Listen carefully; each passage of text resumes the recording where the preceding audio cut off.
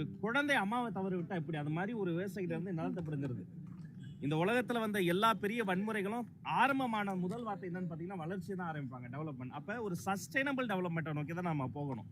நமக்கு விமான நிலையமும் வேணும், விவசாய நிலமும் வேண்டும். அதற்கான இந்த பயணத்துல சொன்னதை செய்தார் முதல் படிதான் இந்த பர்டிகுலர் பாயிண்ட்ல வரக்கூடாது. அது ஒரு உறிஞ்சிடும். நான் சட்டமன்றத்தில் கூட பதிவு பண்ணேன். அங்க சுமார் 1000 ஆண்டுகளை தாண்டி இருக்கிற தொல்லியல் பொக்கிஷம் கம்பன் கால்வாய் இருக்கு. அங்கிருந்து தான் கடைமடை ஏரிகளுக்கு தண்ணீர் வரும். அப்படி தண்ணீர் வந்தாதான் பல்லாயிரக்கணக்கான பறவைகளும் புள்ளினங்களும் அங்க வந்து இனப்பெருக்கம் செய்துட்டு போகும். இது வந்து ஒரு தொல்லியல் மட்டும் கிடையாது, இது ஒரு சுற்றுச்சூழல் சங்கிலி. இவ்வளவும் தாண்டி 1000 நாட்களை தாண்டி அந்த மக்கள் போராடி இருக்கிறாங்க. சுத்தி பேரிகேட் போட்டு இந்தியாவுக்குள்ளார ஒரு இந்தியாவை வச்சிருந்தாங்க. ஆதார் கார்டு காட்டாம யாரும் உள்ள போக முடியாது, வெளில வர முடியாது. அப்படிப்பட்ட சூழல் இப்பொழுது மாறி இருக்கிறது. இப்போது எப்படி பறவைகள் கூட வந்து போகுது, மனிதர்கள் வந்து போகாத சூழல் மாறி இருக்கிறது. அந்த விவசாய பெருமக்கள் வந்து பச்சை துண்டை போட்டு ஐயாவை பார்த்து முதல்வரை பார்த்து நன்றி சொல்லிட்டு போயிருக்கிறாங்க.